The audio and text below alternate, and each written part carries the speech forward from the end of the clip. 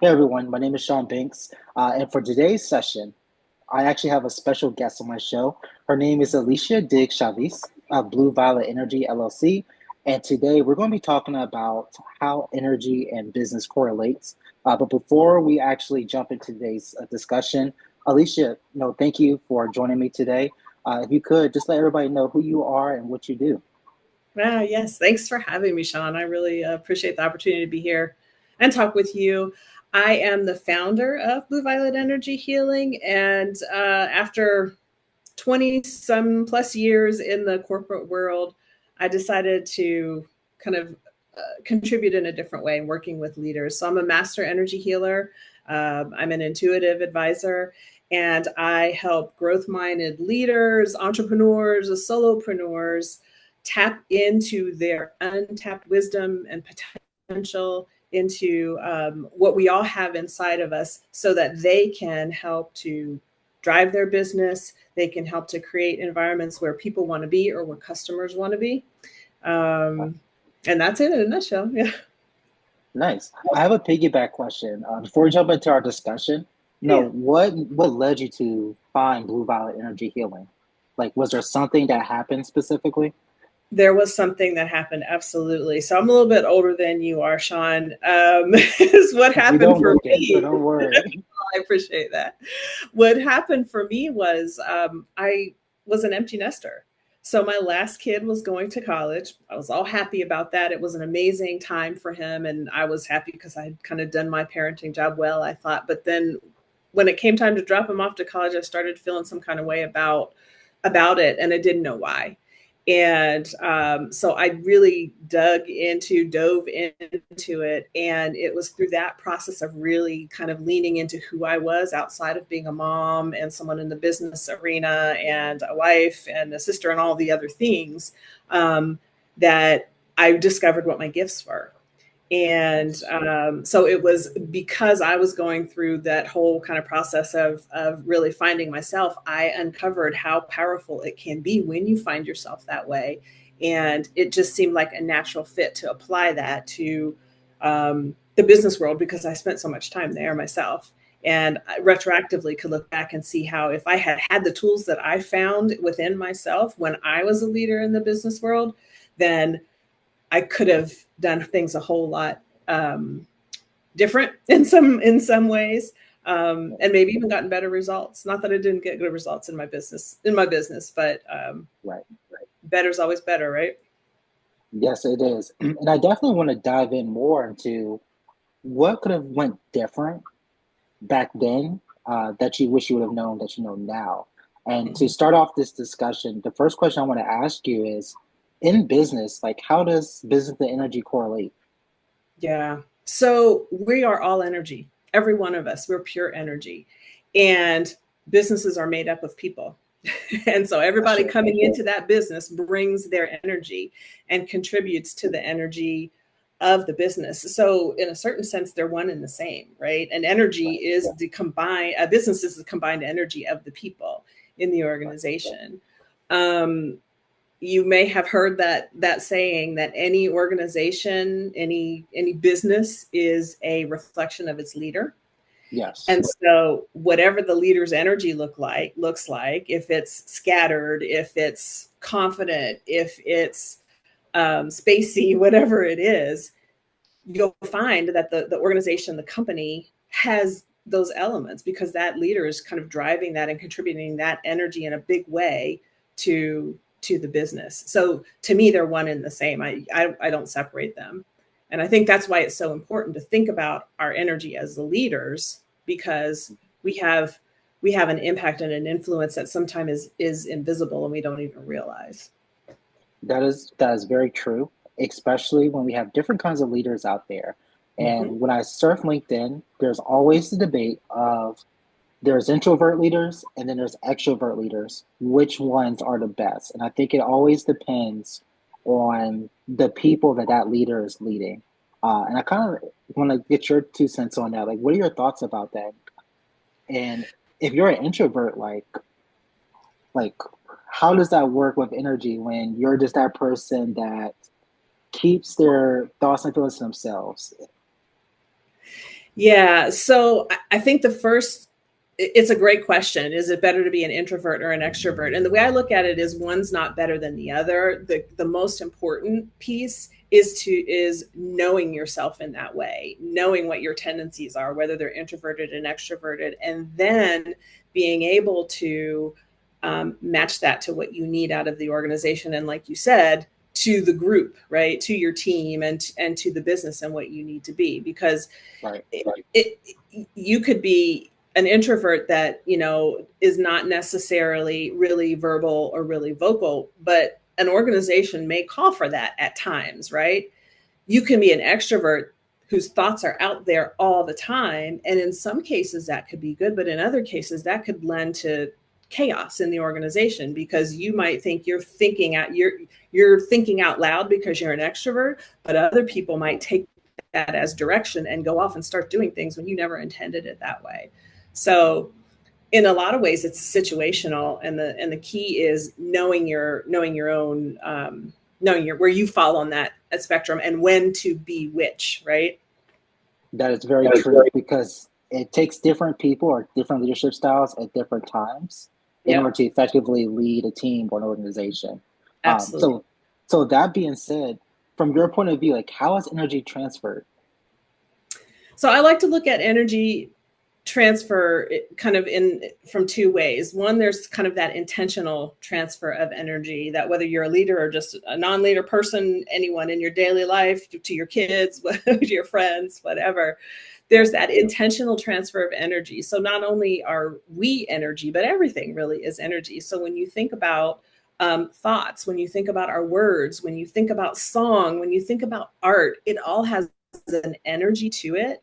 And anything we put out there intentionally, whether we know it or not, we're transferring energy, right, to others. It could be movement and motion. It doesn't have to be sound. It can be a look. You've had people give you the look, right? And you're like, oh, I felt that, right? Yeah.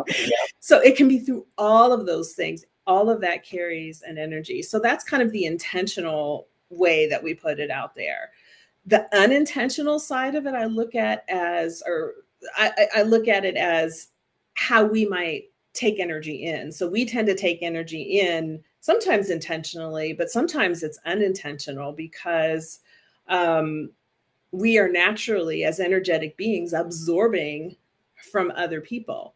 And it could be in ways that we notice, like it could be like the side eye that somebody gives you at the grocery store, or the smile that the clerk gives you on your way out, or that type of thing. It could be happy, it could be stressful, but we're constantly being I'll say bombarded, but I don't mean that in a negative way. Like we're constantly in connection with everyone that's around us, because energy attracts energy, right? And Yeah. so we all have our own energy field, and our energy fields are impacted by others. So somebody thinks about you and they're sending an energetic signal out to you, just like your two cell phones, right? Have you ever Yeah. had that experience where you think about somebody and then the next day they call you? Yep. That I've seen that happen before. That's energy. That's all energy. You sent out that signal, right? Or you picked up on their signal, right? Through your own energetic awareness. You might not have done it consciously, but that's all energy. So intentional and unintentional is kind of the way that I look at it in terms of energy transfer. And that brings me up to another question. So what our space is meant to be protected. So there's good energy, there's bad energy, and you want to make sure that you're making room for all the good energy. So with that being said, how do you protect your space from bad energy? Mm-hmm. Your physical space, meaning, or your energetic space, or both? Let's go both, actually. Yeah, absolutely. So physical space, there are real simple things that you can do to protect your space from energy. One of them is from bad energy. One of them is to declutter. Like just don't have a lot of clutter around, because the more clutter there is, the more energy that you're bringing in. There are, if you're into doing things like crystals, and if you're into doing things like clearing using incense, Palo Santo or copal, or those types of things, you can clear your space with, with that type of thing. Certain plants, always having plants inside, if you can, in your physical space is helpful. And then having things in your space that evoke a just a really heartfelt emotion from you. So that's, people have pictures of their families on their desks at work, in their space there. Those things that emit that really kind of heartfelt, loving type of feeling from you, that helps to keep your space clear, because that loving energy is a more of a high vibrational energy than, we'll just say, non-loving energy, right? And this non-loving energy can't touch the loving energy, if that makes sense. So the more you're in that high vibrational space physically, the better, right? And then there are things that you can do from an energetic perspective to clean, just to keep clear your own energetic body. So if you think about having kind of like a bubble around you of your energy, along with doing the physical clearing, like using Palo Santo and having certain crystals around and things like that, with your own intention, with your mind, right? You can set the intention that any energy that is not mine is released. You can do things like cutting cords. I don't know if you're familiar with that. Have you heard of that before? I have not actually. Yeah, so it's a way, like, remember, like I said, if somebody thinks about you or you think about something, you send out a little signal to them. Yeah. Energetic signal. Well, that signal comes in and attaches itself to your energetic body in some way, shape, or form, because that's how you pick up on it, right? And you can imagine, if you want, that you're cutting all of those cords of people that have sent thoughts to you, good, bad, and otherwise, by like imagining that you have a sword in your hand, and literally, like, I'm cutting the cords of anybody else's energy that is connected to me right now, and all around your body. And you can do things very like very practically and physically like that as well, to keep your own energy clear. And the last thing that I'll say is, if you have a favorite color, there's a reason why that's your favorite color. What's your favorite color? Blue. It's blue. I love it. Yeah. Blue as your favorite color means it resonates with you at some level energetically. So if you want to protect yourself, imagine yourself surrounded by a blue bubble and just say, this is my protective blue bubble, and negative or low vibrational energy can't get in, and reinforce that as often as you need to. Those are very good tips. And protecting your space at all times, because it's not just in corporate America, it's not just being as an entrepreneur. Like, Mm-hmm. your space is very important. And there's going to be times where people will challenge your space or even challenge your energy. Yeah, yeah. And they may do it intentionally and they may do it unintentionally too. So it's good to have those tips. That was a great question. Yeah, definitely. I'm someone that my 9 to 5 is I manage a team of people, a team of 11 actually. Wow. Um, and you can just imagine, like, every time they're coming to me with questions, they have different problems or challenges they're trying to overcome. But what Mm-hmm. people don't realize is that sometimes if you're not able to channel, like, create a filter for some of those problems that they're having or challenges, or even some of those questions, because those that can be draining, not just of your time, but again, goes back to what you said about the energy piece. So that's why I asked that question about space, because there's a lot of people out there who just don't know, like, how to protect their space, because sometimes there's someone that feels guilty for telling someone no, like, I Mm, don't have the time to deal with this. Um, yeah.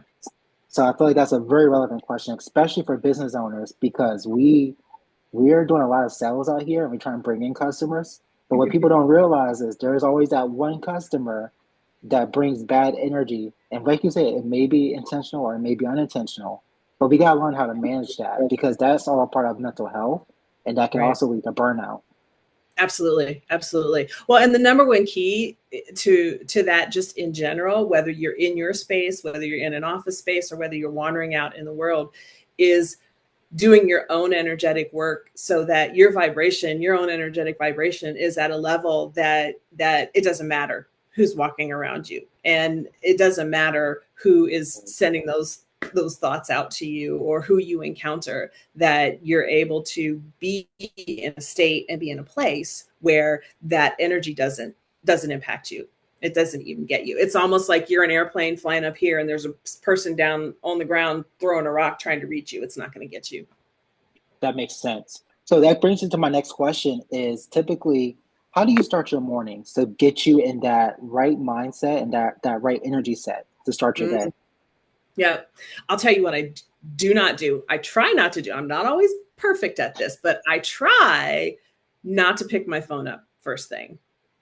Maybe I'll pick it up to turn my alarm off, and then I literally put it back down. And I spend a few minutes in my just laying in my bed before I get up, thinking about one, all the things that I'm grateful for, a couple of things that I'm grateful for in that morning, and then how I envision my day going as a perfect day, and literally just walk myself through the day, um, visualizing it.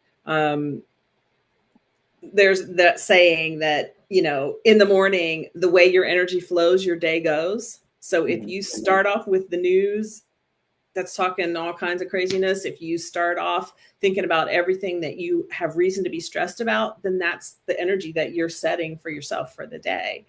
And so I always try to start with the positive, and then I do some of the things that I told you. Once I do get up, I have some rituals where I will burn some type of incense or copal or something like that in the house to just kind of clear things out. And then I may put on just some calming music. Okay. I'll do some meditation. It doesn't have to be 3 hours of meditation. It can be 15 minutes or even less. I try to sit outside in the sunshine if I can, be in Right. nature. That's another amazing way to clear your energy. And then I'll jump into my day from there. Okay. And typically, how long does it take you before you're actually in the right mindset? Mm-hmm, yeah. It depends on bad answer, but it depends, right? What I try to do is really feel into how I'm feeling, like tap into myself and see how I'm feeling. There are some days that I'm like, you know what, I am good. I can 15 minutes, I can knock this out and I'm great. And there are some days that like, you know what, this is a 10 a.m. morning.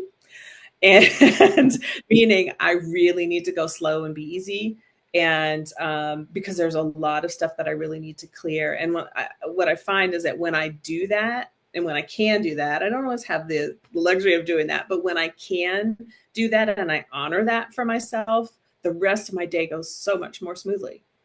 It really is helpful, and it's a skill to build, to be able to like get still and really feel into that. But it's not an impossible skill to build. Everybody can do it. So Yeah, definitely. I feel like everybody is different. Like for me, like I like to get up in the morning. I have to walk the dog in the morning, so I go for like a 30-minute walk. But that's also yeah, good to like help you think yeah, about what needs to be done today. Like helps you clear your mind. yeah, And I also did a Google search. It says like when you're spending time with animals, especially a dog, when you're petting them, it actually helps reduce stress levels.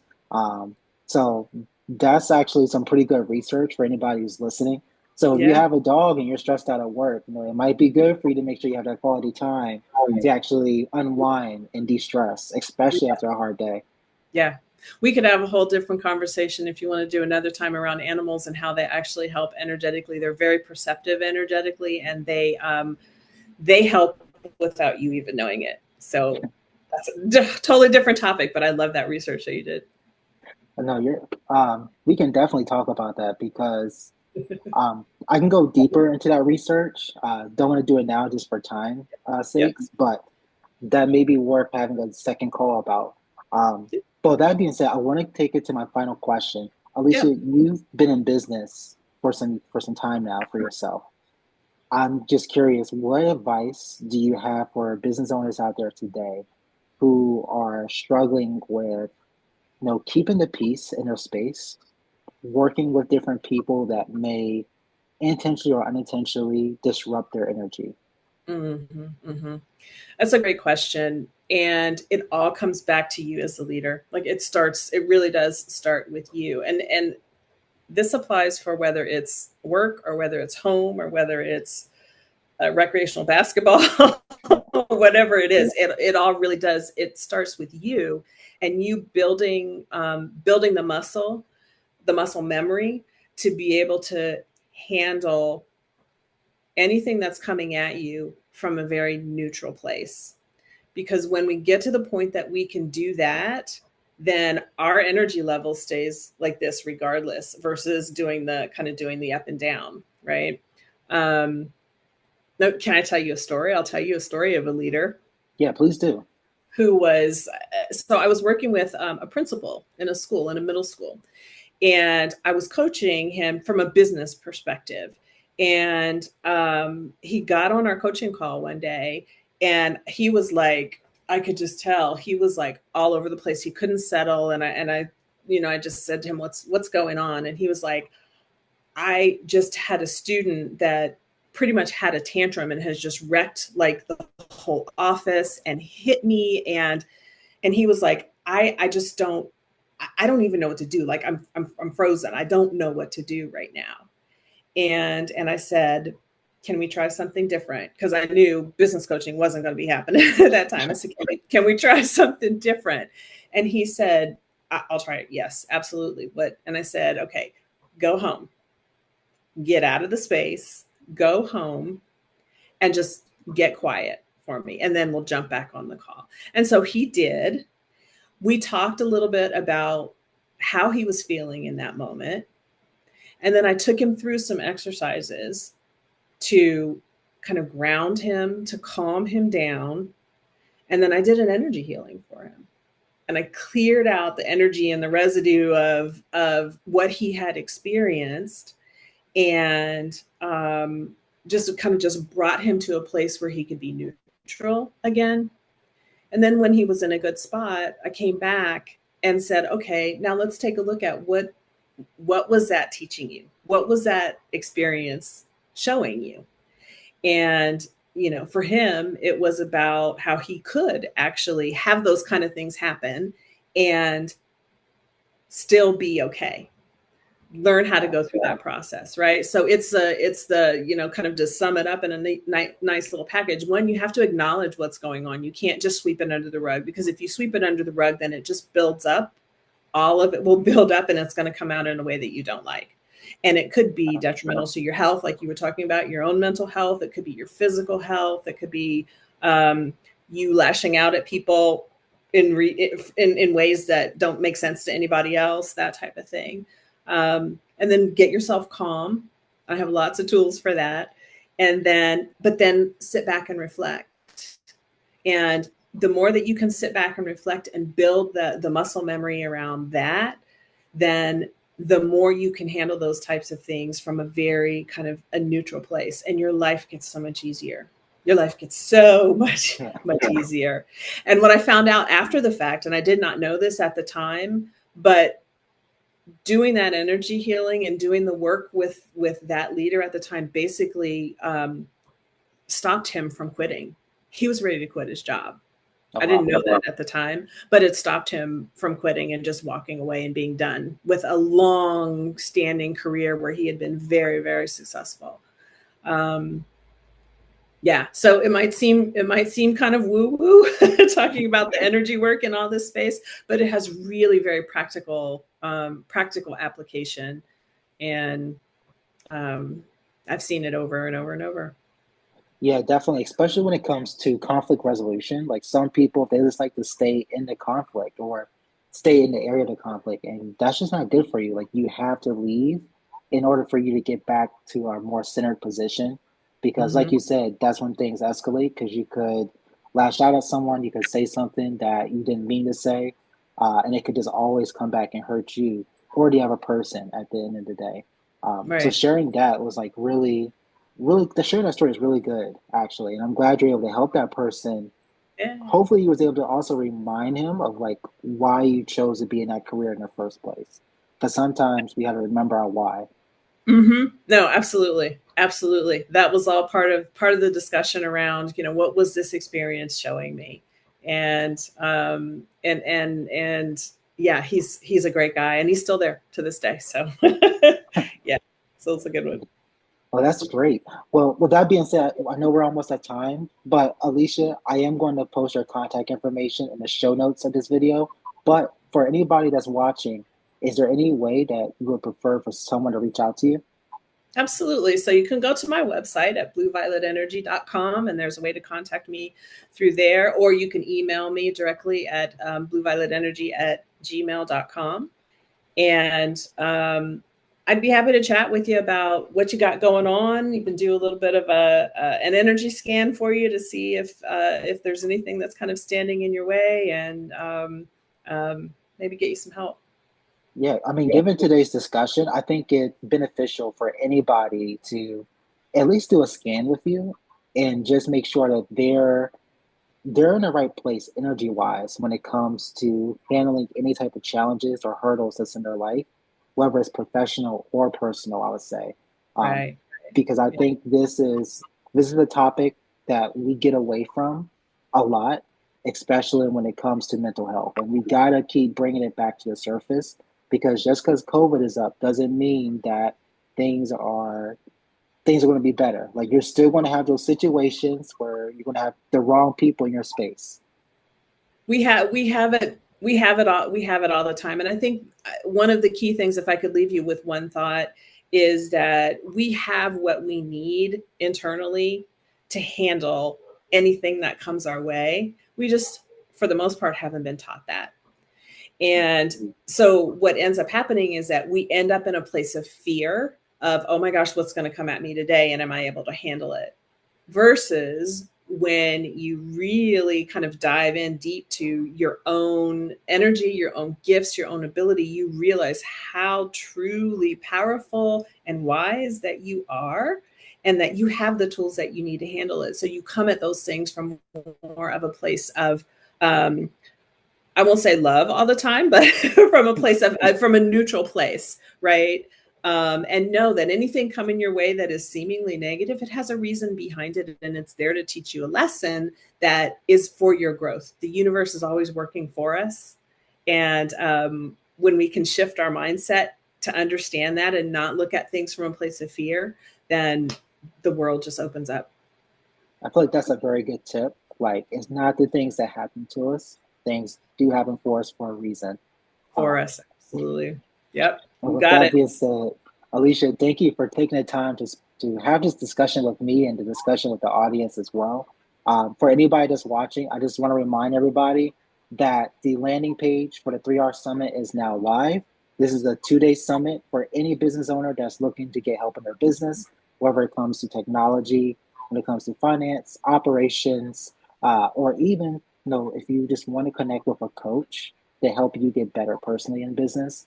No, this is the time for you to actually come and actually I'll say get the help that you need and start preparing for next year because it's coming right around the corner. As you can see, as time is going by fast. So with that being said, I will have the link to that landing page in the show notes as well, and hopefully I'll get to see y'all there. And with that being said, thank y'all for everybody for watching this video. Thank you again, Alycia, and we will be in touch. Yes, thanks so much, Sean.